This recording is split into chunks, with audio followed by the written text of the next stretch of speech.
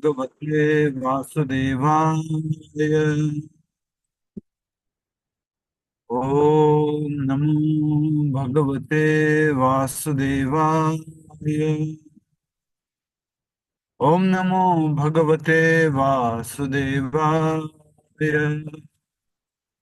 मुखं करोति वाचालं पंगुं लंघयते गिरिं यत्कृपातमहं वन्दे श्रीगुरुदीनतारिणं परमानन्दमाधवं श्रीचैतन्यमीश्वरं नारायणं नमस्कृत्यं नरं चैव नरोत्तमं दैवीं सरस्वतीं व्यासं ततो जयमुदीरयेत् नष्टप्रायेषु भद्रेषु नित्यं भागवत सेवया भगवती उत्तमश्लोके भक्तिर्भवति नैष्ठिकी। हरे कृष्णा कृष्ण कृष्ण हरे हरे, हरे राम राम राम हरे हरे।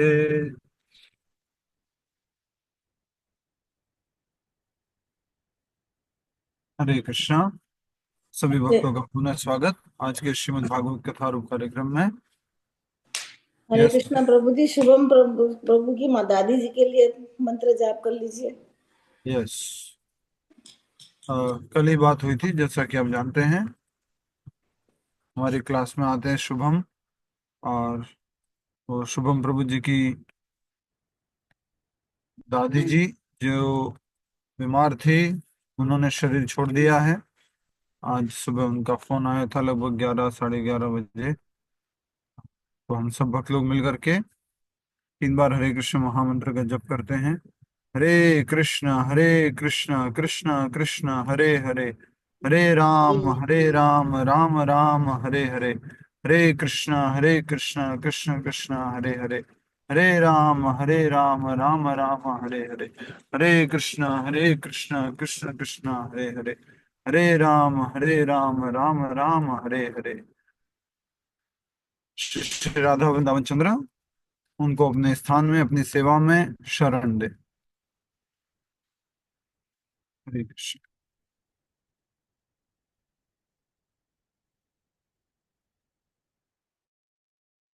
भागवत में हम नया अध्याय शुरू कर रहे हैं। अध्याय को संख्या दीजिए, कितना हो गया आज? 90। अब 90। यस, 90। तो हमने देखा कि किस प्रकार से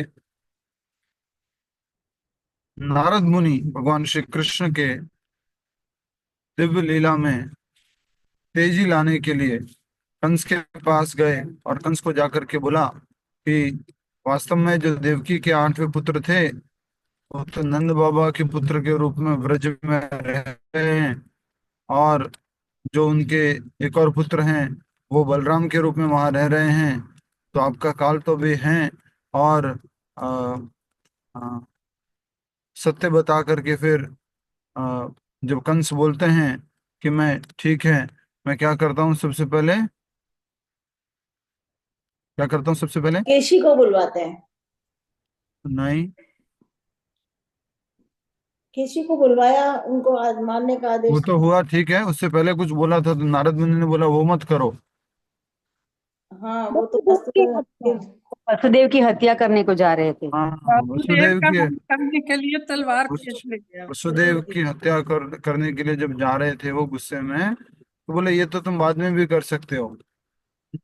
तो इस प्रकार से नारद मुनि जो भगवान के मथुरा आने का जो समय था उसको कम करना चाहते थे, इसलिए नारद मुनि ने इस प्रकार बोला। महाराज कंस वास्तव में यशोदा ने पुत्री को जन्म दिया था, और यह कृष्ण देवकी तथा बलराम रोहिणी का पुत्र हैं।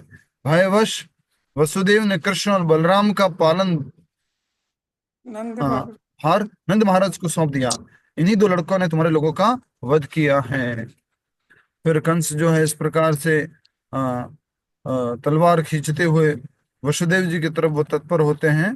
तब परंतु नारद मुनि ने कंस को रोक दिया और समझाया कि उसे वसुदेव के पुत्रों से भय है, वसुदेव से नहीं। हाँ, और फिर उन्होंने वसुदेव और देवकी को फिर से बांध दिया बेड़ियों से। और उसके बाद में माइक बंद कर दीजिए रेखा मल्होत्रा माता जी। यस, धन्यवाद। इंदु सिन्हा माता जी, धन्यवाद। तो इस प्रकार वसुदेव और देवकी को बेड़ियों से बांध दिया है, और कंस ने फिर सोचा कि मैं केशी को भेजता हूं, और केशी को भेज करके मैं उनको मारने की कोशिश करता हूं। केशी कौन है, किस रूप में था? एक वो घोड़े के रूप में। घोड़े को। यस, का रूप ले लेता है। तो उन्होंने, अगर केसेस जो है उससे वो बच जाते हैं, तो उन्होंने 5 पहलवानों को तैयार कर रखा था। उष्टेक, चाणूर, शल, तोशल, 4 पहलवान, और हाथी के रखवालों को एक आपातकालीन बैठक के लिए बुलवाया था, और उन सबको तैयार रखा। और फिर अक्रूर जी को उन्होंने भेज दिया। कहाँ भेजा? वृंदावन। वृंदावन भेजा। कृष्ण और बलराम को लेने के जी, लिए। कृष्ण और बलराम को लेने के लिए। अभी उनसे निवेदन किया है उसने, चाटुकारिता भरी बातों में, चिकनी चुपड़ी बातों में, कि तुम बहुत ही सक्रिय हो, तुम यदुकुल के बहुत प्रवीण नेता हो, और तुम उदार चित्त हो, तुम्हारे साथ कोई, तुम्हारे जैसा कोई दयालु नहीं है। इस प्रकार से कंस ने उनको बहुत कुछ बातें बोल करके मनाने की कोशिश की। और उन्होंने क्या ऑफर किया? कंस ने उनको एक और चीज ऑफर की थी। रथ। रथ। हाँ, ये नया बोले रथ। नया रथ नया ऑफर, रथ। नया रथ दिया उनको। नया रथ तो दिया। कंस ने सोचा कि ये जो अक्रूर जी हैं, नए रथ को लेकर के आकर्षित हो जाएंगे, और ये जो हैं बिल्कुल मेरा कार्य करेंगे। और वास्तव में अक्रूर जी प्रसन्न तो हुए रथ को देखकर, लेकिन क्यों प्रसन्न हुए? क्योंकि नया रथ बनाएंगे। क्योंकि भगवान को उसके चलाए रथ नहीं बिठाना चाहते थे। भगवान को नए रथ में बिठाना चाहते थे। यस, उसके भगवान ऊंट को जवानी नए चलाते। रथ में बिठाना चाहते थे।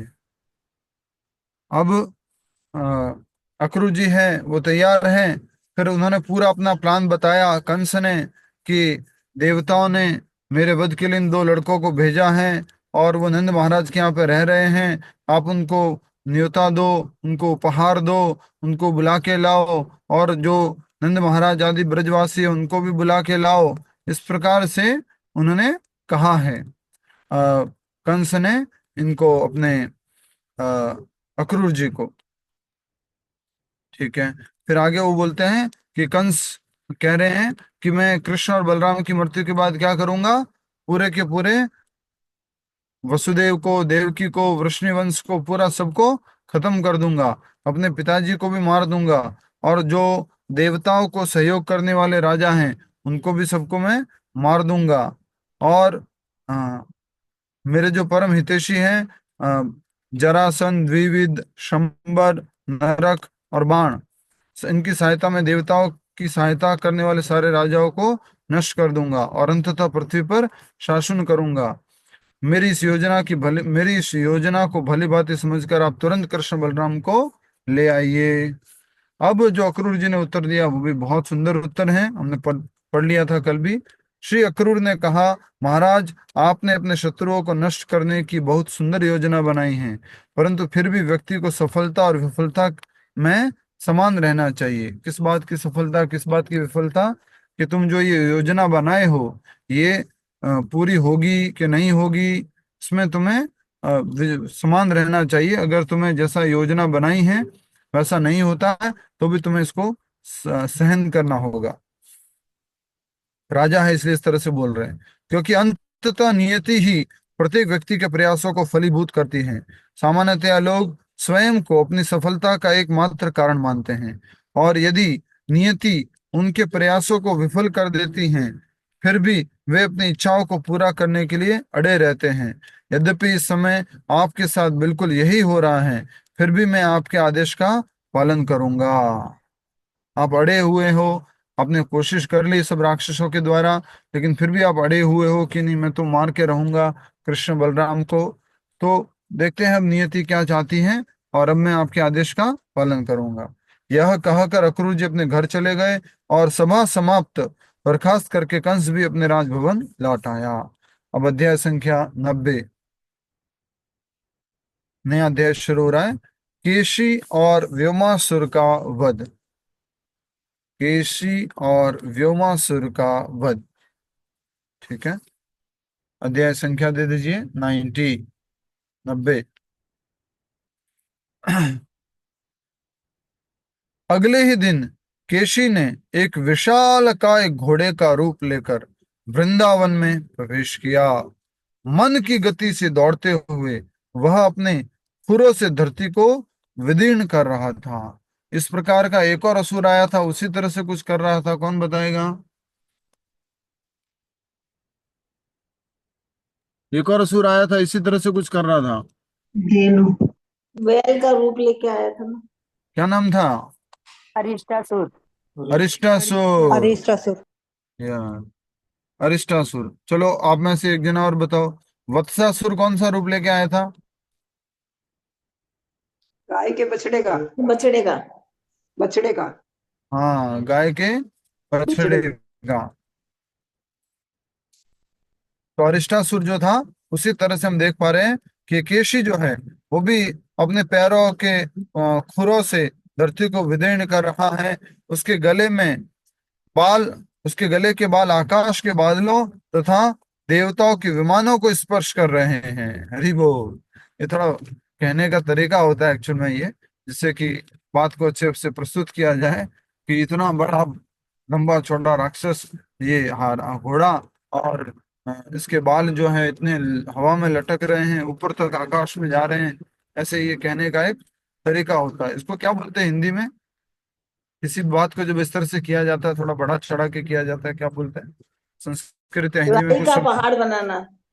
अतिशयोक्ति। अतिशयोक्ति। हाँ, अतिशयोक्ति। एक पॉजिटिव वर्ड होता है। अतिशयोक्ति भी ऐसा हो गया जैसे कि नेगेटिव वर्ड हो गया। पॉजिटिव वर्ड अतिशयोक्ति भी सही शब्द है, बट इंग्लिश में भी ऐसा बोलता है, it is required some time. तो कुछ शब्द होता है उसका। ठीक है, आगे बढ़ते हैं। प्रभु जी, अतिशयोक्ति अलंकार, जी माता जी, धन्यवाद। किसी बात को बड़ा चढ़ाकर बोलना। जी ऑलरेडी बोल दिया भक्तों ने, लेकिन मैं कुछ और थोड़ा सा पॉजिटिव शब्द चाह रहा हूँ। तिल का ताड़ बनाना। हरे कृष्ण। उपमा देना प्रभु जी। हरे तिल का ताड़ बनाना। हरे कृष्ण। महिमा मंडित। हरे कृष्ण। आगे बढ़िए। ये सब प्रश्न पूछते हो तो ऐसे उत्तर निकलते हैं जैसे बस ये पूछ लो आप हमारे से, सब बाकी मत पूछो। ठीक है। और अपनी गर्जनाकारी हिन हिनहाट से वह सबको आतंकित कर रहा था। हाँ, जो वत्सासुर था वो भी बहुत तेज दहाड़ लगाया था। उसी प्रकार से ये केसी है। केसी भी क्या कर रहा है? हिन हिनहाट। घोड़ा जैसे हिन हिनहाट करता तो वैसे। ठीक है। वह युद्ध के लिए लालायित था और इसलिए कृष्ण ने उसके समक्ष आकर उसे खुली चुनौती दी। सिंह के समान गर्जना करके केशी ने उसे स्वीकार किया और अत्यंत क्रुद्ध होकर श्री कृष्ण को अपने पैरों तले कुचलने के लिए उनकी ओर दौड़ा। उसका खुला मुख मानो आकाश को निगल रहा था। ये देखिए केसी राक्षस घोड़े के रूप में आया था। पर क्या ये खराब दिख रहा है? दिखने में खराब दिख रहा है क्या? नहीं प्रभु जी, बहुत अच्छा लग रहा है, सुंदर लग रहा है। असुर का मतलब ये नहीं कि दिखने में खराबी दिखेगा। तो आजकल हम सब लोग भी दिखते बहुत सुंदर है, लेकिन मन कैसा है? आसुरिक प्रवृत्ति वाला है। अभी भी हमने पढ़ा था, कल भी पढ़ा था भगवत गीता में 16वें अध्याय का। कौन सा श्लोक था 16वें अध्याय का कल जो पढ़ा था? कौन सा? 13 13, 14, 13, 15। 14, 15। हाँ, अभी मेरे पास इतना धन है, मैं और कमाऊंगा अपनी योजनाओं से। वो मेरा दुश्मन है, उसको मैंने मार दिया है, अभी मैं और लोगों को मार दूंगा, यज्ञ करूंगा, दान दूंगा, हाँ, कुलीन संबंधी रखूंगा। मेरे जैसा बलवान कोई नहीं है, मैं ही सृष्टि का राजा हूँ। सब आसुरिक प्रवृत्ति के लक्षण हैं। तो हम यहाँ देख पा रहे हैं कि केशी जो है वो गर्जना किया उसने, और क्रुद्ध होकर जो भगवान श्री कृष्ण ने चुनौती दी थी उसको स्वीकार किया और अपने पैरों तले रौंदने के लिए वो दौड़ा भगवान श्री कृष्ण की तरफ। उसका खुला मुख मानो आसमान को निगल रहा था। मुंह खुला रखा था, इतना भयानक मुंह था उसका कि ऐसा लग रहा है कि वो आसमान को भी निगल जाएगा। कृष्ण केसी के आक्रमण से बच गए और फुर्ती से एक और हटते हुए उसकी पिछली टांगों को दबोच लिया। हवा में ऊपर उठाकर कृष्ण ने उसे जोर से घुमाया और लगभग 100 गज दूर उसी प्रकार फेंक दिया जिस प्रकार कई बार गरुड़ सांप को फेंकता है। रीबो। तो ये भगवान श्री कृष्ण ने केसी को जो है, पहले तो अपने आप को क्या किया, जैसे ही केसी आया तो क्या किया, एक ड्रिफ्ट लगाई भगवान ने। ये सब जो आजकल मूवीज में बनाते हैं, सब कुछ करते हैं, सब इधर से ही कॉपी किया गया है। ड्रिफ्ट। भगवान साइड में हुए, केसी उधर गया, पीछे से उसको पकड़ा। कहां से पकड़ा, तो ये भी लिखा हुआ है, पिछली टांगों को दबोच लिया और हवा में ऊपर उठाकर कृष्ण ने उसे जोर से घुमाया। सुन, सुन, सुन। सब लोग करो एक बार। सुन, सुन। करो भाई, सब लोग करो। सुन, सुन, सुन। और फिर लगभग 100 गज दूरी दूर उसी प्रकार फेंक दिया जिस प्रकार गरुड़ सांप को फेंकता है। भगवान की शक्ति देखिए आप, इतने किसी राक्षस को इस प्रकार फेंक।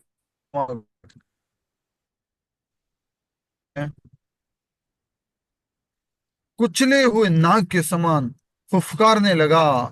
अपना विशाल मुख को खोलकर वह कृष्ण। हे कृष्ण, रिकॉर्डिंग प्रोग्रेस में नहीं थी क्या? नहीं प्रभु जी, बीच में आपका ये नेट स्टॉप हो गया था, इसलिए हमने कर दिया था, 1-2 सेकंड ओके, के लिए हरे बस। कृष्ण। वाह, आप तो बहुत एक्टिव हैं। ठीक है।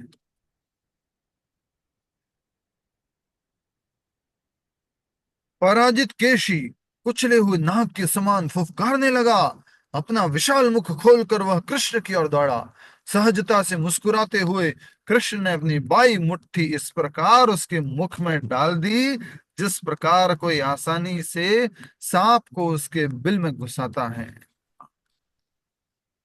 केसी बहुत तेजी से फुफकारता हुआ करता हुआ आ रहा था जोर से। भगवान ने क्या किया, स्माइल प्लीज, तो यहीं से कॉपी हो रहा है। तो स्माइल, मुस्कुराते हुए उसके मुख के अंदर बाई मुट्ठी को उसके मुख के अंदर डाल दिया जिस प्रकार कोई आसानी से सांप को उसके बिल में घुसाता है। केशी को लगा मानो कृष्ण की मुट्ठी पिघले हुए लोहे के समान गर्म थी। एक क्षण में एक क्षण में उसके सारे दांत निकल कर गिर पड़े। एक क्षण में। और फिर तब कृष्ण ने केसी के मुख में अपनी भुजा को इस प्रकार बढ़ाया, कि उसका दम घुटने लगा। वह अपने पैरों को इधर उधर पटकने लगा और उसकी आंखें कोटरों से बाहर निकल पड़ी। उसका शरीर पसीने से लथपथ हो गया और मलमूत्र त्याग करता हुआ वह असुर अभी वहीं भूमि पर ढेर हो गया। सेम, लगभग उसी अरिष्टासुर के जैसे, मलमूत्र त्यागते हुए, आंखें कोटरों से बाहर आते हुए। आप में से किसी की बाहर आती है? नहीं? अच्छा। ऐसे पूरा आंखें बाहर निकल जाती है। थोड़ा मजाक करने दे दिया करो, बुरा मत मानना। तो आंखें कोटरों से बाहर निकल पड़ी और भगवान ने कैसे मुट्ठी मारी थी, वो कैसी लग रही थी, पिघले हुए सोने के समान। ठीक है। लोहे के समान। लोहे के लोहे के समान। लोहे के समान। ठीक है, ओके। मैं समझा सोना आपको ज्यादा पसंद है। ठीक है, पिघले हुए लोहे के समान। मरते ही उसका मुंह ढीला पड़ गया और कृष्ण ने आसानी से उसकी अपनी मुट्ठी बाहर निकाल ली। क्या हुआ? हाँ, वही, हाँ, हाँ।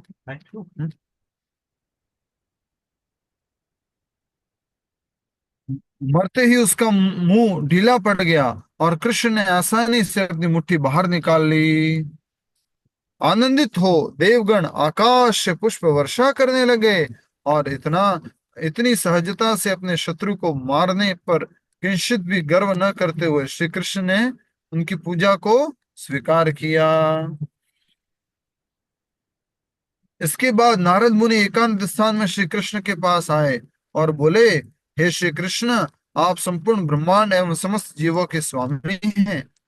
केशी इतना भयावह असुर था और उसकी हिनहिनाहट से ही देवता स्वर्ग छोड़कर भाग जाते थे, परंतु आपने खेल खेल में ही उसका वध कर दिया था। खेल खेल में ही किसी को मार दिया। एक बार वो आया अटैक करते हुए, भगवान साइड में ड्रिफ्ट लिए और फिर पीछे से पैर पकड़े घुमाया।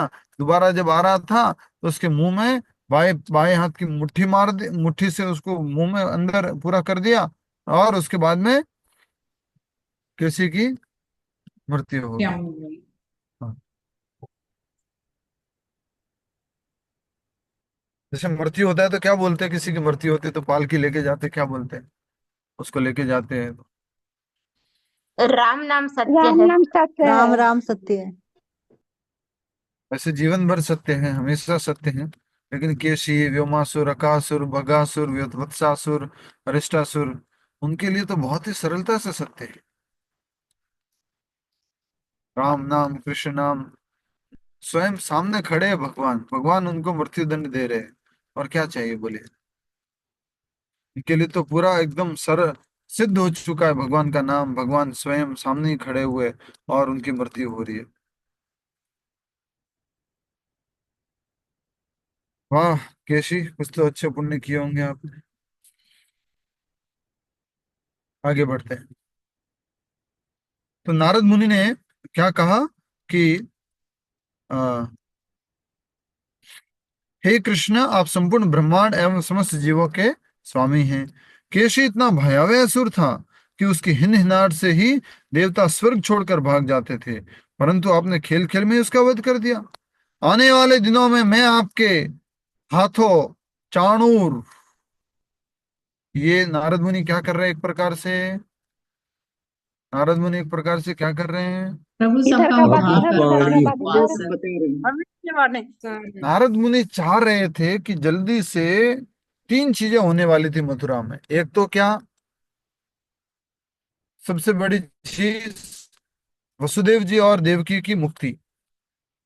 दूसरी चीज कंस और बाकी जो लोग हैं उनके जैसे असुर हैं, उनका वध, उनका वध करके उनको मुक्ति देने वाले थे। और तीसरा, जो मथुरा में उनके भक्त हैं उनको अपनी कृपा देने वाले थे। तो तीन मुख्य कार्य मथुरा जाके भगवान करेंगे।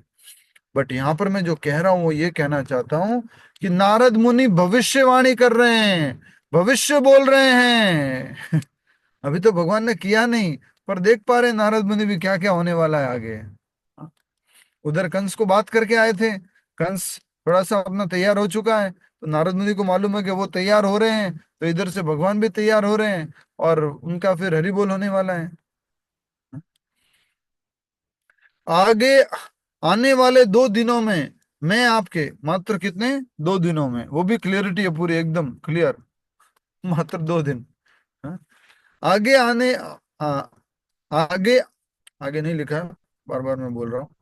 आने वाले 2 दिनों में मैं आपके हाथों चाणूर, मुष्टिक, शल, तोशल, कुवलया पीड़ और महाराज कंस का वध भी देखूंगा। हरि बोल। आज मैंने केशी का वध देखा है, आगे मैं इन सब का मूवी देखने के लिए आऊंगा। हैं? अरिष्टा, ये क्या नाम है, मुष्टिक और चाणूर और शल और तोशल और कुवलया पीड़, सबको आप मारेंगे, मैं देखने आऊंगा वहां पर, और आगे करने वाले आप, ऐसा मैं देख पा रहा हूँ। ठीक है। इसके पश्चात मैं आपको द्वारका निवास करने के दौरान होने वाले अनेक लीलाओं का दर्शन करूंगा। धरती पर आपकी ये सब लीलाएं महान कवियों द्वारा गाई जाती हैं। हरि बोल। भगवान की 3 लीला है मुख्य प्रकार से, याद कीजिएगा। पहली लीला कौन सी, सबसे संक्ष सबसे पहली लीला कौन सी बोलो, व्रज लीला या वृंदावन लीला। ठीक है। दूसरी लीला कौन सी, मथुरा। मथुरा लीला। और तीसरी लीला कौन सी? द्वारका।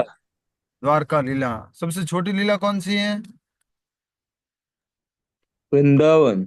नहीं, मथुरा मथुरा मथुरा। मथुरा मथुरा मथुरा मथुरा। हाँ। तो लगभग 10 वर्ष भगवान ने वृंदावन में लीला की, और अभी मथुरा भगवान पहुंचेंगे।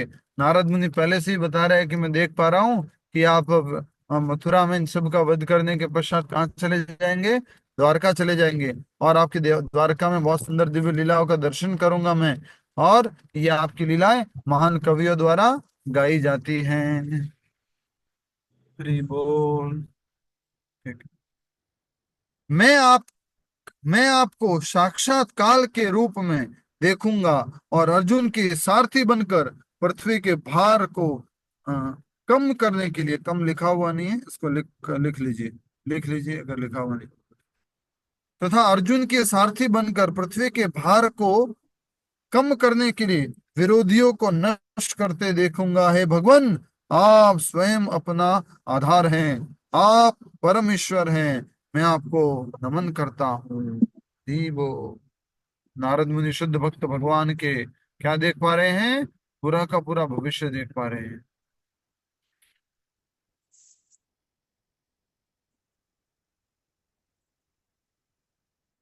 बहुत सुंदर ये हमारे लिए वक्तव्य है कि भगवान अभी लीला किए नहीं हैं, लेकिन उनके शुद्ध भक्त जो हैं वो अभी से दर्शन कर पा रहे हैं, देख पा रहे हैं किस प्रकार भगवान आगे लीला करेंगे। बोलिए, इधर ये लीला कर रहा भाई, मैं इतनी देर से, देखो आप बैठ जाओ भाई अब। हरे कृष्णा।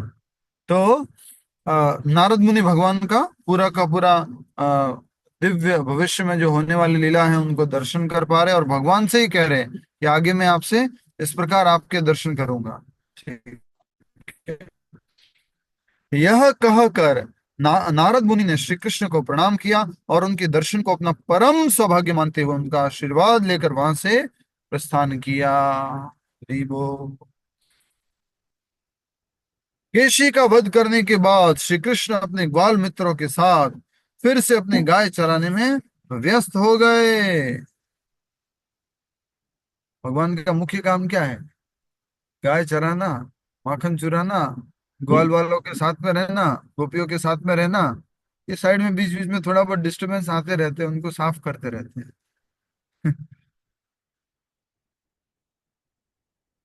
सोचो कितना बढ़िया लिखा है। केशी का वध करने के बाद श्री कृष्ण अपने ग्वाल मित्रों के साथ फिर से गाय चराने में व्यस्त हो गए। कुछ कुछ समय पश्चात वे सब मिलकर चोर सिपाही खेल खेलने लगे। कुछ बच्चे बच्चे भेड़ बने, कुछ गडरिये और कुछ चोर। उसी समय मय दानव का मायावी पुत्र व्योम एक ग्वाल वाल का वेश बनाकर वहां आ पहुंचा। हाँ, मैं मय क्या दानव करूंगी का, बाबा, मैं क्या करूंगी। मिथिलेश माता जी, अरे आप जो है कुछ मत कीजिए। धन्यवाद।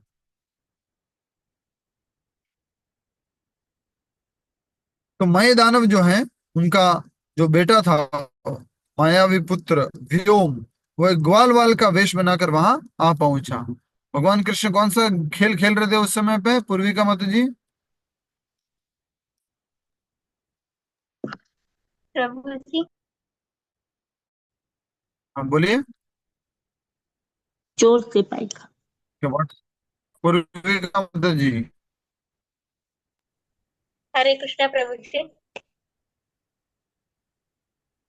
क्या व्हाट्सएप देखने लग गए थे, फेसबुक देखने लग गए थे? नहीं प्रभु जी। तो कहाँ खो गए थे आप? पकड़ लिया ना आपको भी आज? नहीं प्रभु जी। तो बताओ फिर, नहीं नहीं क्या बताओ फिर, क्या क्या क्या खेल खेल रहे थे? क्या हो गया था, नींद आ गई थी? हरे कृष्णा। ठीक है।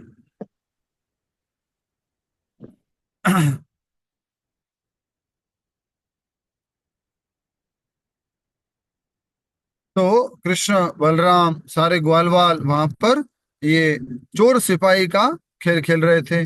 और उसी बीच में व्योम मायावी जो अ, अ, राक्षस है, वो एक ग्वाल वाल का वेश बनाकर वहां पर आया। और वो किनका बेटा था? वो मय दानव का पुत्र था। चोर बने बच्चों के दल में जुड़कर वह भेड़ बने बच्चों को चुराने लगा।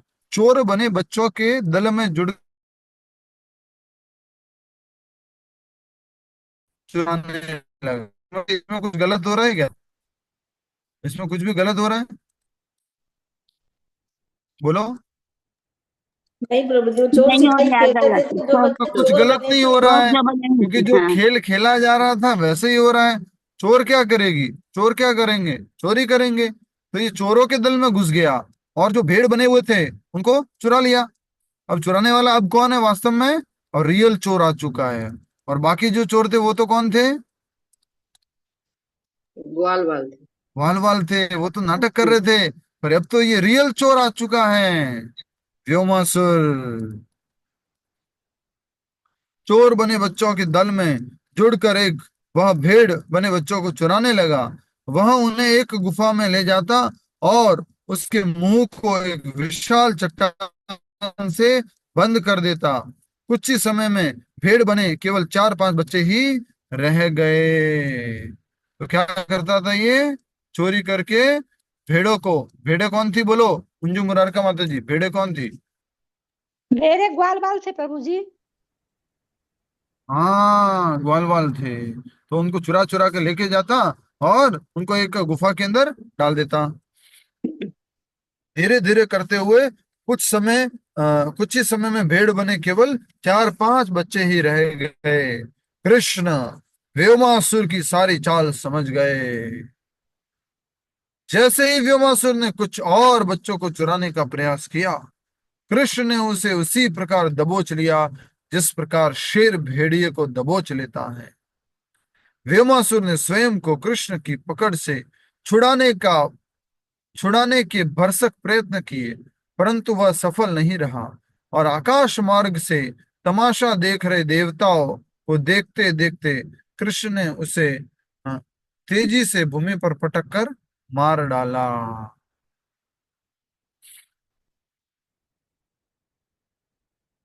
बोलो व्योमासुर की। व्योमासुर का भी हरिबोल कर दिया। इससे नहीं पहले रहने का किसका? नियम हो गया। अब इससे पहले किसका किया था? जस्ट इसके पहले केश केसी का। केसी। केशी का। भीमासुर का भी कर लिया। इस प्रकार से पटक कर उसको मार दिया, इसको पटक करके मारा। और ये जब चोर सिपाही खेल खेल रहे थे तब आया था ये चोर बन के। भीमासुर को मारकर कृष्ण ने उस गुफा के मुंह पर रखे चट्टान को चकनाचूर किया और अपने मित्रों को वहां से मुक्त कर दिया। समस्त देवगण और ग्वालवाल उनकी कीर्ति को गाने लगे और कृष्ण ने वृंदावन की ओर प्रस्थान किया। हरि बोल, कृष्ण की जय हो, कृष्ण की जय हो।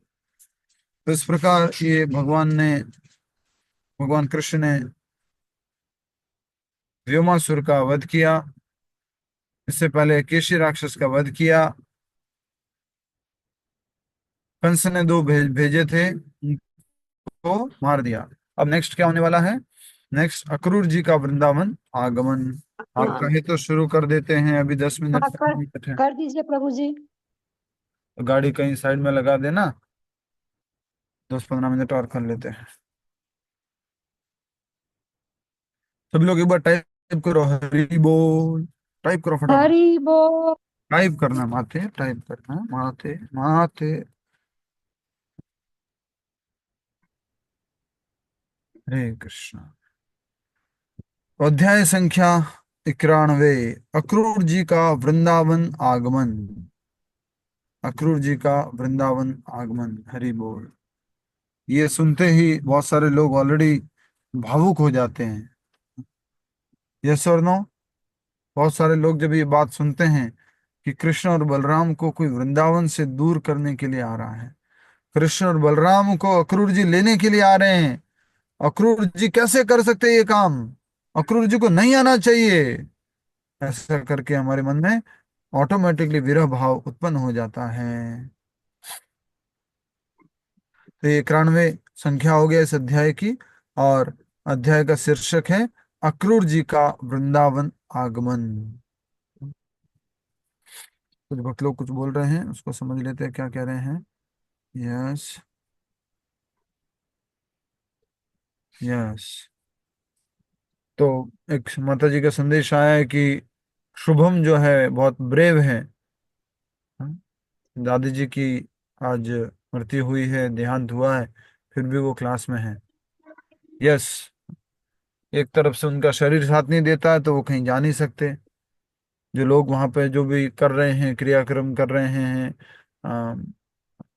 शमशान भूमि पे जा रहे हैं, उसके साथ भी वो जा नहीं सकते हैं। तो आ, उन्होंने अपने वहीं पर लेटे लेटे हरे कृष्ण मंत्र का जप किया है। मुझे फोन किया, आप भी बोले प्रभु जी प्रार्थना कीजिए भगवान से। मैंने कहा यस। और अपने क्लास में आज प्रार्थना की भी, भगवान से हरे कृष्ण मंत्र का जप भी किया। तो यस, ये बहुत बड़ी बहादुरी की बात है कि अ, दादी जी चले गए हैं। हाँ, हम उधर भगवान ने उनके शरीर में ऐसा कुछ ऐसी कोई शक्ति नहीं छोड़ी है भगवान ने, जिससे कि वो उन शक्तियों के ऊपर निर्भर रह सके। मैं जो कह रहा हूँ समझ में आ रहा है? भगवान ने उनके शरीर में कोई ऐसी शक्ति नहीं छोड़ी है कि वो उन शक्तियों के ऊपर निर्भर रह सके। वो किसके ऊपर निर्भर है? भगवान। भगवान के ऊपर निर्भर है। हरे कृष्णा। ठीक है। अक्रूर जी का वृंदावन आगमन। मथुरा में रात बिताकर अक्रूर जी पो फटने से पहले ही अपने रथ पर चढ़े और वृंदावन की यात्रा आरंभ की। पो फटने से पहले मतलब सुबह सूर्य, होने से सुबह पहले। सुबह भोर होने से और सुबह होने से पहले वृंदावन की यात्रा आरंभ कर की। उसी दिन प्रातः नारद मुनि ने भगवान की स्तुति की थी। ठीक है, उसी दिन नारद मुनि ने भगवान की प्रातः स्तुति की थी। उधर से अक्रूर जी चल दिए हैं, नारद मुनि ने स्तुति की, नारद मुनि चले गए, यहाँ भगवान कृष्ण है। मार्ग में यात्रा करते समय अक्रूर कमल नेत्र श्री कृष्ण के चिंतन में लीन थे। गहन भक्ति भावनाओं से भरे वे विचार करने लगे। मन ही मन विचार कर रहे, कौन? अक्रूर जी। अक्रूर। ठीक है? भला मैंने ऐसे कौन से पुण्य कर्म अथवा तपस्या की थी जिससे आज मुझे भगवान केशव के दर्शन होंगे।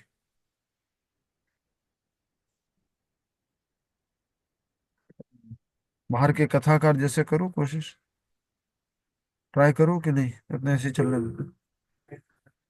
अपने हरे कथा कृष्णा। का देशन चलिए प्रभु जी। प्रभु जी हरे कृष्णा।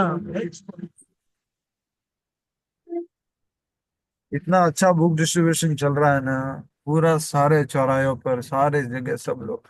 आप लोग भी कुछ करो भैया, कुछ करो। मैं जहां से निकलता हूँ, जहां गाड़ी कुछ दिखती है, भक्त मौका ही नहीं छोड़ते बस कि यस।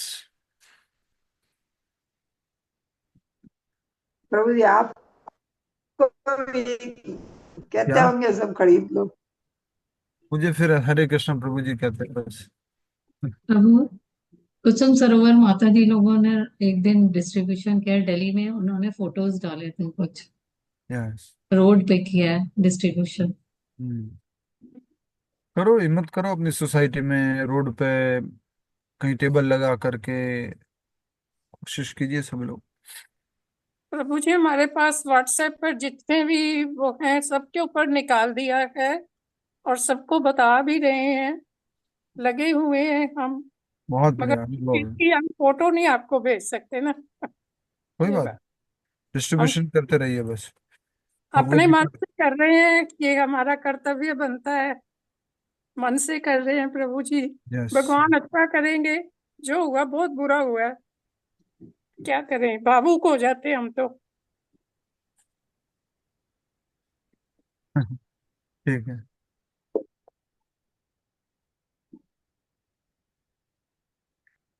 तो हम बात कर रहे हैं अक्रूर जी की। तो अक्रूर जी मन ही मन विचार करने लगे। देखिए बंधुओं, अक्रूर जी ठहरे भगवान के भक्त। नए रथ में तो बैठ के जा रहे हैं, लेकिन उनकी भावनाओं को देखो आप। भक्त थे, भगवान के परम भक्त थे। देखिए क्या सोच रहे हैं। भला मैंने कौन से पुण्य कर्म अथवा तपस्या की थी जिससे आज मुझे भगवान केशव के दर्शन होंगे। क्या पुण्य किया था मैंने, क्या तपस्या की थी मैंने, आज मेरे को केशव के दर्शन होने वाले हैं। मैं इंद्रिय भोग विलास में लिप्त रहने वाला सांसारिक व्यक्ति हूं।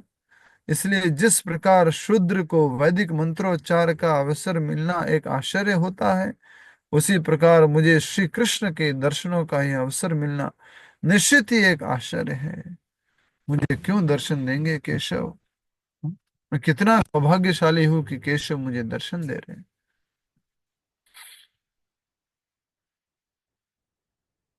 परंतु जाने दो इन सब बातों को। जिस प्रकार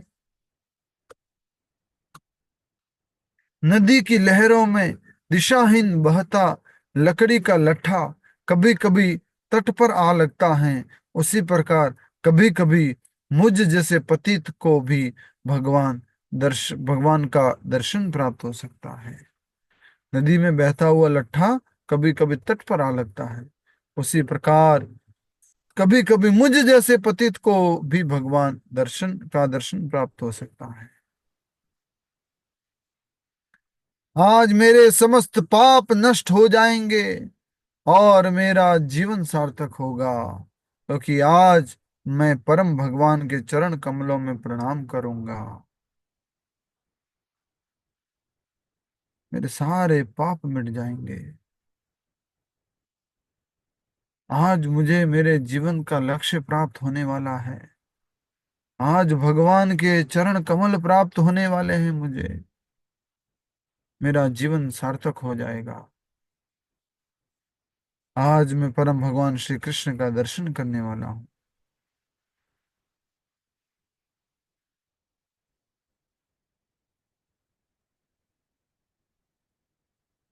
वास्तव में मुझे महाराज कंस का ऋणी होना चाहिए, क्योंकि उनकी कृपा से आज मुझे श्री हरि के चरण कमलों के दर्शन प्राप्त होंगे। ये देखो, जंगली हिरण मेरे दाई ओर से जा रहा है, अर्थात आज निसंदेह मुझे भगवान मुकुंद के मुख कमल के दर्शन प्राप्त होंगे। ये क्या हो रहा है, शुभ शकुन हो रहा है। हम्म, कि ये हिरण, सुंदर हिरण जो है मेरे दाई ओर से जा रहा है, तो एक अच्छी बात है। और आज मुझे अवश्य भगवान मुकुंद के दर्शन प्राप्त होंगे। वृंदावन पहुंचने पर मैं तुरंत अपने रथ से कूद पड़ूंगा और कृष्ण बलराम के चरण कमलों पर स्वयं को समर्पित कर दूंगा। मैं भगवान के ग्वाल मित्रों तथा अन्य ब्रजवासियों को भी प्रणाम करूंगा। जब मैं भगवान के चरण कमलों पर गिरा रहूंगा, उस समय भगवान अपने हस्त कमल से मेरे सिर का स्पर्श करेंगे। हरि बोल। क्या भावना है देखिए। थोड़ा कोशिश कर रहा था कथाकार के जैसे बोलने की, लेकिन हो नहीं पाया पूरी तरह से।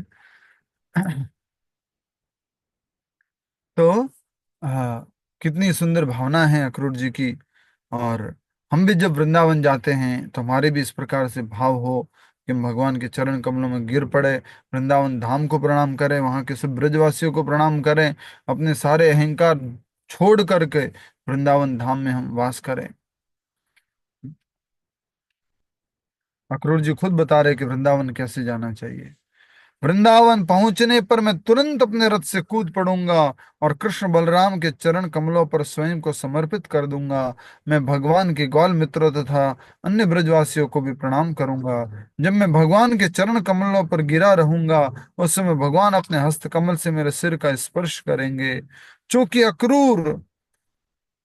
क्रूर कंस की आज्ञा से वहां आए थे, इसे सोचकर उनका हृदय थोड़ा भयभीत था, परंतु फिर उन्होंने सोचा, यद्यपि कंस ने मुझे अपना दूत बनाकर भेजा है, फिर भी श्री कृष्ण मुझे अपने शत्रु के रूप में नहीं देखेंगे। वे तो घट घट में वास करते हैं, उनकी दृष्टि प्रत्येक वस्तु के अंदर तथा बाहर है, और वे प्रत्येक प्राणी के हृदय से भली भांति परिचित हैं। इसलिए मुझे अपने चरणों में गिरा देखकर वे अपनी स्नेह भरी दृष्टि से मुझे कृतार्थ करेंगे। भगवान मुझे कंस के साथी के रूप में या मुझे उनके शत्रु के रूप में नहीं देखेंगे। किस रूप में देखेंगे? अपने भक्त के रूप में। और भगवान दयालु हैं, घट घट में वास करते हैं, हर एक बात से परिचित हैं, स्नेह भरी दृष्टि से मुझे देखेंगे और मेरे को कृतार्थ करेंगे, धन्य करेंगे। मुझे अपना घनिष्ठ बंधु एवं परिजन जानकर कृष्ण मुझे चाचा कहकर पुकारेंगे और अपनी बलशाली भुजाओं से मेरा आलिंगन करेंगे। इस प्रकार वे तक्षण मेरे शरीर को शुद्ध करके मेरे पाप कर्मों को नष्ट कर डालेंगे। हरि बोल। ये अक्रूर जी का संवाद जो है ना, अक्रूर जी जो सोचते हैं, ये बहुत बहुत ही सुंदर है। गोपियां हैं, फिर उधर गोपियों के बाद हम देख रहे हैं अक्रूर जी का संवाद बहुत ही हृदय स्पर्शी है। सोच रहे हैं कि कैसे कैसे मैं वृंदावन पहुंचूंगा, क्या क्या होगा। सोचिए कितना प्रेम होगा भगवान के साथ। बचपन में जैसे बच्चे मामा के घर जाते तो क्या सोचते थे, मामा के घर जाऊंगा, मामा से ये बात करूंगा, मामा के पास से ये पैसे लूंगा, फिर ये खाऊंगा, फिर इधर जाऊंगा। भगवान श्री कृष्ण से इतना प्रेम है अक्रूर जी को कि वो कह रहे कि वो मुझे चाचा कहकर बुलाएंगे और अपनी बलशाली भुजाओं से मेरा आलिंगन करेंगे और मेरे तक्षण शरीर को शुद्ध कर देंगे, सारे पाप कर्मों को नष्ट कर डालेंगे। श्री कृष्ण के आलिंगन में मैं नम्रता पूर्वक सिर झुकाए हाथ जोड़े खड़ा रहूंगा, और जब कृष्ण मुझसे प्रिय चाचा जी कहकर बातें करेंगे तो मेरे जीवन का लक्ष्य पूरा हो जाएगा। वास्तव में जो लोग भगवान की कृपा दृष्टि प्राप्त नहीं कर पाते, उनका जीवन तो अत्यंत शोचनीय है। हरि बोल, हरि बोल, हरि बोल। हमारे ऊपर तो भगवान की कृपा दृष्टि हुई है। किस किस के ऊपर हुई? हाथ खड़ा करो। भगवान की कृपा दृष्टि किस किस पे हुई है? सब पे हुई है। सबका व्यापार, परिवार, घर सब बढ़िया हो गया भगवान की भक्ति करने के बाद। भक्ति तो चल रहा है प्रभु जी, इसीलिए अच्छी हुई है। आप जैसे भक्तों प्रभु की जी तरह क्लास से ले रहे हैं, भगवान भक्ति कर के रहे हैं। शुद्ध भक्त की संगति प्राप्त हुई है। ये है भगवान की कृपा। याद रखना इस बात को। भगवान के शुद्ध भक्त परम वैष्णव प्रातः स्मरणीय पूजनीय भक्ति वेदांत स्वामी प्रभुपाद जी की कृपा प्राप्त हुई है।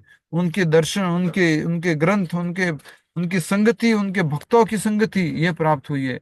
ये भगवान की कृपा होती है।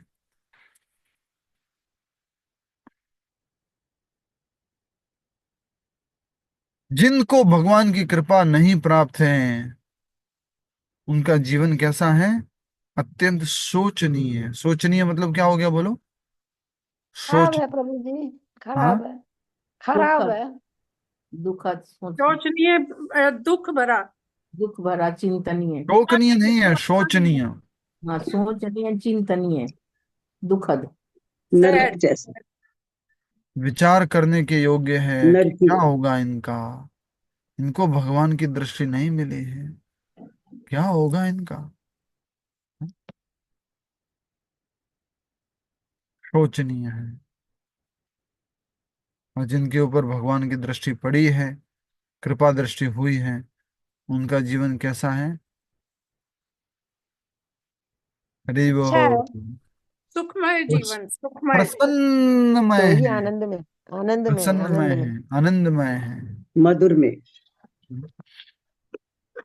ये बहुत ही सुंदर बात है जो हमें समझनी है। अक्रूर जी कह रहे हैं कि वास्तव में जो लोग भगवान की कृपा दृष्टि प्राप्त नहीं कर पाते, उनका जीवन तो अत्यंत शोचनीय है। क्या होगा इनका? कब भगवान की शरण में आएंगे? हाँ? आपको समझना होगा। कई बार भजन गाते हैं, राधे किशोरी कृपा करो, श्यामा किशोरी दया करो, थोड़े पैसे दे दो, नया घर दे दो। थोड़ी भक्ति दे, थोड़ी भक्ति दे दो। हम्म?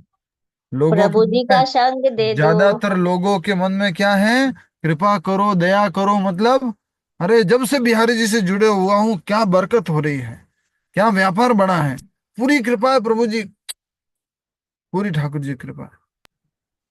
ठाकुर जी की कृपा किसको बोलते हैं? जब आपके जीवन में नाम जप आ जाए, कीर्तन आ जाए, भक्तों की संगति आ जाए, प्रभुपाद जी की कृपा आ जाए, तो ठाकुर जी की कृपा है।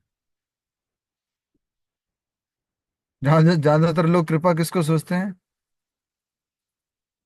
कृपा, पैसा।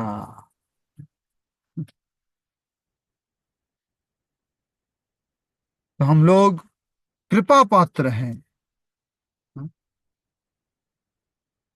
हम कृष्ण कृपा पात्र भी नहीं कहेंगे, हम कहेंगे प्रभुपाद कृपा पात्र, भगवान के शुद्ध भक्त के कृपा पात्र, कि आज हम नाम जप कर पा रहे हैं। अभी हम जिस रोड पे खड़े हैं, हजारों हजारों लोग, गाड़ियां इधर उधर, सब कुछ लोग आ रहे हैं जा रहे हैं, कितने लोगों को ये नाम जप मिला है। लेकिन प्रभुपाद जी आज फ्री में कृपा बांट रहे हैं। रोड पे खड़े हुए प्रभुपाद जी के भक्त लोग, सैनिक लोग, किसी की योग्यता नहीं है, फिर भी गाड़ी पे जा करके कोई जाके भगवत गीता ले लीजिए, भगवत गीता ले लीजिए, भगवत गीता ले लीजिए, भगवत गीता ले लीजिए, कृपा दे रहे हैं। जिस सोचो, पर कृपा होगी प्रभु वही खरीदेंगे। भगवान कृपा दे रहे हैं, बांट रहे हैं। कृष्ण की कृपा से गुरु प्राप्त होते हैं और गुरु की कृपा से कृष्ण प्राप्त होते हैं। इसको समझना, इसको थोड़ा ध्यान से सोचना कभी, ये कैसे संभव है? पहले ही कृष्ण ने कृपा कर दी तो गुरु मिल गए, तो कृष्ण तो ऑलरेडी मेरे पास थे? नहीं है, थोड़ा समझना है इस बात को। कृष्ण की कृपा से गुरु मिलते हैं और गुरु की कृपा से कृष्ण मिलते हैं।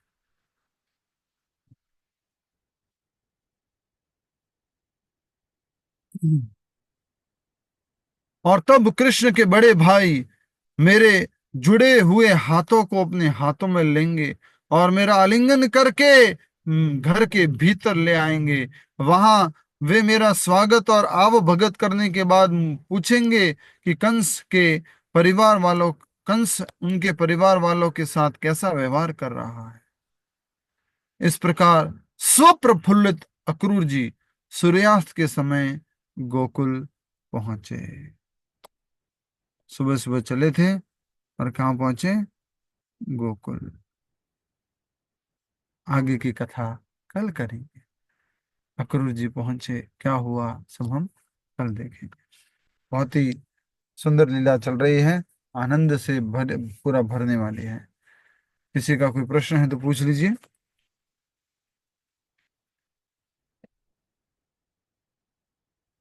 यस, कोई प्रश्न? प्रभु जी, सफल अक्रूर जी के पिता का नाम था? अक्रूर जी के पिताजी का नाम? नहीं, इसमें ध्यान है, इस प्रकार स्वफल्क पुत्र अक्रूर जी। स्वफल का पुत्र कहाँ लिखा है? स्वप्रफुल्लित ना, स्वफल्क लिखा है प्रभु जी। मैंने हाँ गलत पढ़ा प्रभु इसको। जी, उनके पिताजी का नाम स्वल्पक था, स्वल्पक। अच्छा, तो मैंने पढ़ा नहीं ढंग से, इसका मतलब मैंने क्या पढ़ा अभी? मतलब आपने हाँ, उससे पहले स्टॉप। स्वफल का, मैंने स्वप्रफुल्लित पहुंच लिखा। गलत पढ़ा मैंने, कोई बोला ही नहीं। देखो, इस प्रकार स्वफल्क पुत्र अक्रूर जी सूर्यास्त के समय गोकुल पहुंचे। स्वफल्क अक्रूर जी के पिताजी हैं।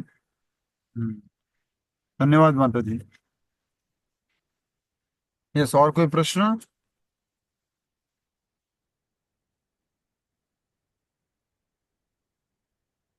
प्रभु जी, भगवान की कृपा तो वक्त आने पर ही होती है।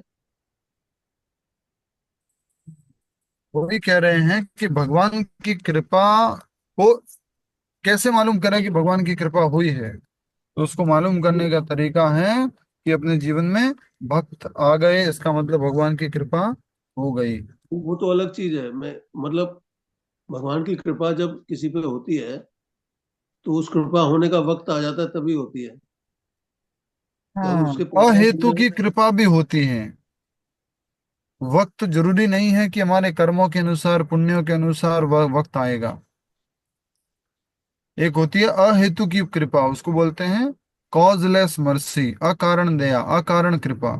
कोई मेरे पुण्य, कोई मेरी तपस्या, कोई उसका कारण नहीं है। तो वो किस प्रकार होती है?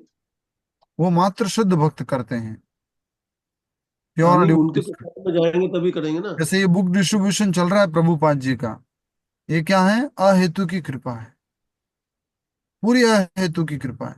कोई सोचने को सोच सकता है कि कुछ पुण्य कर्म किए होंगे तो मुझे भगवत गीता मिल गई, भागवत मिल गई।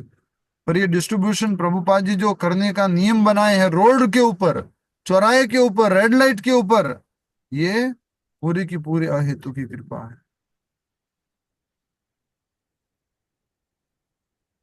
तो एक होती है कर्मों के अनुसार, जो अपने पुण्यों के अनुसार कृपा, और एक होती है अहेतु की कृपा, जिसका कारण कोई नहीं है, मात्र मात्र और मात्र गुरु की इच्छा है, उस कारण से वो कृपा होती है। ठीक है। हरे कृष्ण। फिर से कह रहा हूँ, गीता जयंती आ रही है 11 तारीख को। लक्ष्य बनाइए, कम से कम 21 भगवत गीता डिस्ट्रीब्यूट करेंगे। छोटी वाली बुक्स 100 डिस्ट्रीब्यूट करेंगे। आसपास के इस्कॉन मंदिर से, ऑनलाइन से लेके आइए और डिस्ट्रीब्यूट कीजिए, बांटिए, सब भक्तों को दीजिए। उनको बोलिए पढ़ोगे नहीं, कैसे भी है अपने पास रखो बस। आप बुक डिस्ट्रीब्यूशन बहुत भारी मात्रा में करना है आपको। प्रभुपाद जी कह रहे थे, आज भी हमने पढ़ा था सुबह, जब हमारे प्रसाद के समय रीडिंग होती है, book distribution is the most pleasing service to me. बहुत मुझे संतुष्टि प्रदान करती है बुक डिस्ट्रीब्यूशन की सेवा। ठीक है, और कोई? प्रभु जी, ये प्रिंटेड प्राइस पे मिलेंगी या कुछ कंसेशनल रेट पे मिलेंगी?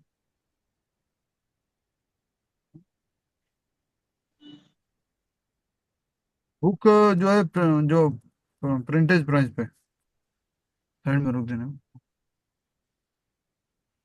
इसमें तो कुछ तो कंसेशन होनी चाहिए। जो स्पॉन्सर्ड होती है उसमें कंसेशन होता है, अदरवाइज जो रेट है, कैसे होती है? कोई स्पॉन्सर करता है ना, तो फिर उसको फिर हम कम कम मान रेट लो पे। मान लो मेरा दोस्त है, वो मुझे स्पॉन्सर कर दे। मान लीजिए किसी ने बोला कि मैं 100 भगवत गीता स्पॉन्सर करता हूँ, तो स्पॉन्सर कर दी। हमने उस भगवत गीता को फिर 100 रुपीज के रेट में फिर सब लोगों को देना शुरू किया। उसका क्या प्रोसीजर है? मतलब 100 ही होती है या कम भी होती है? कम भी कर सकते हैं, स्पॉन्सर होगी उसके बाद तो। नहीं, जैसे मैं कह रहा हूँ एग्जाम्पल, मेरा कोई फ्रेंड है, वो हाँ मुझे 50 भगवत गीता स्पॉन्सर कर देता है, तो 50 भगवत गीता मुझे मिल जाएंगी। हाँ। तो वो 100 रुपए के रेट में मिलेंगी। नहीं, आप स्पॉन्सर समझ का क्या नहीं रहे। मतलब है? समझ नहीं पा रहा हूँ रेट मैं। कब हो रही है? देखिए, मेन रेट है मान लीजिए 350 रुपए की इंग्लिश भगवत गीता की। तो कोई व्यक्ति 100 भगवत गीता स्पॉन्सर करता है, अर्थात वो 3,500 रुपये देता है, कि 30,000 रुपये, 30,000 रुपये, 30,000 रुपये देता है। ठीक है। हम्म। तो उसने स्पॉन्सर कर ली। अब आगे जब हम उसको डिस्ट्रीब्यूट कर रहे हैं, सेल कर रहे हैं, तब हम डिस्काउंटेड प्राइस में कर सकते हैं, दोबारा से सेल कर रहे हैं, क्योंकि फ्री में नहीं देनी है, तो कुछ अपनी इच्छा से उसका रेट रख सकते हैं, और उससे जो डोनेशन आएगा, उससे और भगवत गीता लेकर के आगे डिस्ट्रीब्यूट कर सकते हैं। तो वो तो देने वाले की मर्जी है, वो फ्री में दे या मतलब नहीं पूरी नहीं, प्राइस आप रखे ले तो। लो, मान लीजिए आपने बोला मुझे दे दो 100 भगवत गीता 350 रुपए के हिसाब से, आप ले लो 30,000 रुपए में, और उसके बाद आपको जैसे देना आगे दे सकते हैं। और मंदिर वो में तो स्पॉन्सर करते हैं तब क्या करते हैं, उसको डिस्काउंटेड प्राइस पे हम करते हैं। नहीं नहीं, आपको तो प्रिंटेड पूरा प्राइस चाहिए ना मंदिर को। मंदिर को तो वही, बीबीटी को, प्रभुपाद जी का बुक ट्रस्ट है, भक्ति वेदांता बुक ट्रस्ट, उसको तो वही ओरिजिनल प्राइस चाहिए। प्रभु जी 1,08,000 रुपए है, अगर स्पॉन्सर कोई करेगा तो। अगर 1,08,000 रुपए पे स्पॉन्सर करता है तो उसको कम प्राइस पे मिलेगी गीता ट्रस्ट की तरफ से। ओके। इस प्रभु प्रकार यहाँ पर आप प्रभु स्पॉन्सर यहाँ करा पर सकते हैं। देखिए, स्कूल में किसी प्रिंसिपल को बोलिए, स्कूल के मालिक को बोल दिए, कॉलेज के मालिक को बोलिए, किसी लाइब्रेरी के मालिक को बोलिए, सोसाइटी में कुछ RW में बात कीजिए कि हम इतनी भगवद गीता इस बार यहाँ पे डिस्ट्रीब्यूशन करवाते हैं, स्टॉल लगवाते हैं। इस प्रकार से आप ये कार्य अलग अलग तरह से प्रचार करते हुए कर सकते हैं। नहीं, अभी जैसे माता जी बता रही है 1,08,000 करेंगे तो कितनी गीता अधिक मिलता मात्रा में भगवद गीता लेंगे तो डिस्काउंट मिलेगा। है? कितना मिलता है वही तो मैं जानना चाह रहा हूँ। हाँ, वो मैं पूछ के बता सकता हूँ आपको। हाँ, वो जरा बता दीजिएगा, बिकॉज तभी प्लान करेंगे ना। हाँ हाँ। देखिए, हम अगर मंदिर में भी जाते हैं ना, मंदिर में जो स्टॉल होता है वहां पे भी कम रेट में मिल जाती है भगवत गीता, एक भी लेनी हो तो भी। वो कैसे मिलती है? अब वो ये इकट्ठी खरीदेंगे तब क्यों नहीं मिलती? ये मेरा पूछने का मतलब। ठीक है, ठीक है। मंदिर में भी कई बार 100-100 रुपए कम में मिल जाती है। हाँ, वो स्पॉन्सर्ड होती है, वो हम देते हैं। वही कह रहे हैं हम, जो किसी ने ऑलरेडी खरीद रखी है और उसने पैसे दे रखे हैं, उसको हम कम रेट में देते हैं। देखिए, ऐसा है, मेरा मकसद पैसे उस तरह से कम कराने का नहीं है। मेरा मकसद ये है कि एक लिमिटेड पैसे में ज्यादा बुक्स हम बांट सकें। बुक अगर अधिक मात्रा में ले रहे हैं तो मंदिर और जो भी जहाँ से भी खरीद रहे हैं वहां से डिस्काउंट मिलता ही मिलता है। तो वो कितना मिलता है जरा बता दीजिएगा। वो बता देते हैं जी। ठीक है, अभी माला जप करेंगे, अपनी अपनी जप माला लीजिए।